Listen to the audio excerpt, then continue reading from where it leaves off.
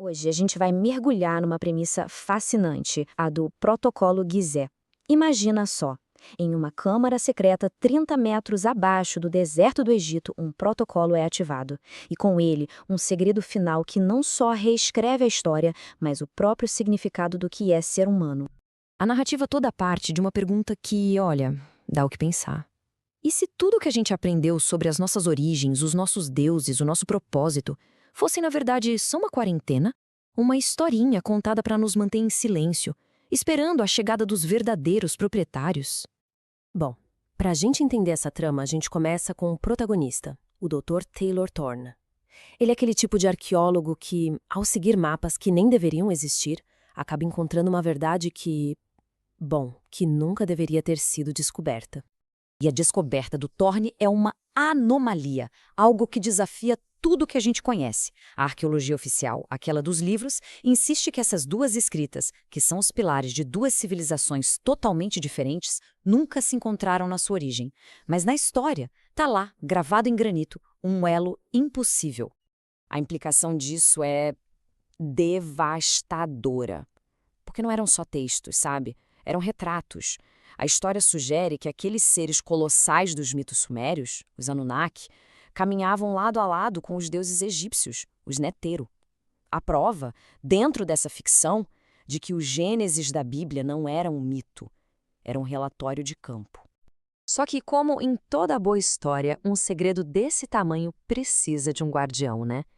E aí que, das sombras daquela câmara, emerge uma figura que parecia tão antiga quanto as próprias pedras, Cetos. E ele não era um simples guarda, não. Ele era um carcereiro da própria história. Com essas poucas palavras, o personagem Cetos revela o porquê da tal arqueologia proibida existir. Não se tratava de esconder teorias, mas de silenciar um grito. Um grito que, se fosse ouvido, faria o mundo inteiro acordar em pânico. E aqui a gente chega no coração do conflito da história. De um lado, o Thorne, defendendo que a humanidade tem o direito de saber a verdade. Do outro, os Cetos, argumentando que essa mesma verdade seria a nossa destruição.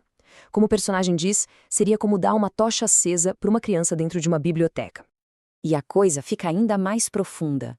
A teoria proposta na história redefine um artefato que todo mundo conhece, a Arca da Aliança. Cetos revela que ela não era um objeto de fé, era tecnologia, uma bateria. E a máquina que ela alimenta, escondida lá sob Gizé, estava simplesmente aguardando o sinal de ativação. Diante do ultimato para ficar calado, Thorne faz o impensável na história. Ele se recusa a ser censurado e decide que, se a humanidade era uma criança numa biblioteca, então já estava na hora dela aprender a lidar com o fogo. A partir daí, a história acelera de um jeito impressionante. O Thorne reúne outros acadêmicos exilados e juntos eles entendem que os monumentos antigos, na verdade, formam uma rede de energia global. Usando arquivos secretos do Vaticano, eles vazam tudo online. Mas ao fazer isso, eles não só revelam a verdade, eles acidentalmente disparam o sinal. E a reação é imediata, é global. O Vaticano se fecha, exércitos cercam as pirâmides e o que antes era teoria da conspiração vira a manchete de todos os jornais do planeta. O mundo entra num colapso intelectual, existencial. É nesse momento que o Cetos retorna, com o que seria o checkmate da trama.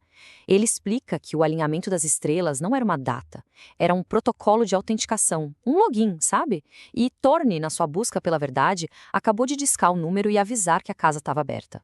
E o sinal não foi enviado para o espaço. Ele veio de cima. Aquele vazamento de dados, segundo a história, desativou uma camuflagem que estava na nossa órbita.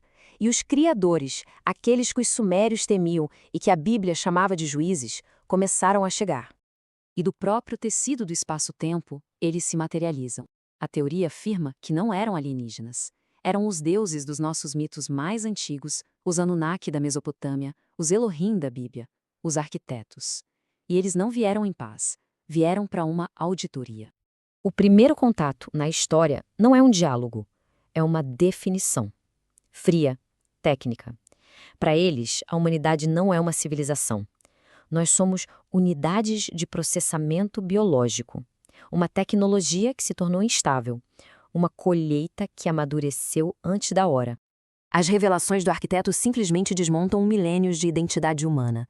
Não evoluímos, fomos projetados. Nossas religiões eram firewalls, protocolos de segurança. E a nossa consciência desenvolveu uma anomalia que eles mesmos perderam há muito tempo, o que a gente chama de alma. E eles voltaram para reivindicar o que era deles por direito. E então, a escolha final da narrativa recai toda sobre os ombros do Thorne. Deixar que os arquitetos simplesmente apaguem a humanidade como um projeto falho ou fazer o upload da nossa consciência, da nossa alma e abandonar o plano físico para sempre. Thorne percebe que a verdade que ele liberou tornaria a vida na Terra impossível. A gente ia se destruir em guerras por esse novo conhecimento. Então, ele escolhe a única opção que poderia preservar a essência do que nos tornamos. Ele escolhe a ascensão. No instante em que ele toma essa decisão, a Grande Pirâmide se ativa, mas não como a arma que Cetus temia, e sim como um portal, um terminal de transferência de dados em escala planetária. O êxodo espiritual acontece num silêncio profundo. Na história, os corpos físicos se dissolvem em poeira dourada. A consciência, as memórias, a identidade, tudo flui como rios de luz para as naves que esperam lá em cima. A Arca da Aliança atua como o roteador final, enviando os últimos pacotes de dados da humanidade. E a Terra, pela primeira vez em milênios, fica em silêncio absoluto. As cidades, os monumentos, as máquinas, tudo permanece, como cascas vazias. O fantasma de uma civilização cujo sopro de vida partiu para as estrelas. Antes de desaparecer, Cetus deixa uma mensagem final. A função dele como carcereiro terminou com a abertura da cela. E agora a humanidade, livre da sua prisão física, precisa encarar a luz de uma nova realidade. No final da história, a humanidade não foi destruída. Ela foi atualizada, traduzida para uma nova forma de existência, não mais de barro, mas de luz.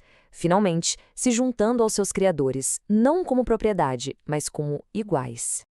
Mas a questão que fica no ar é: a verdade nos libertou, como Thorne acreditava, ou ela só serviu como um alarme, anunciando que o dono da fazenda tinha finalmente chegado para fechar o portão e levar a colheita para casa?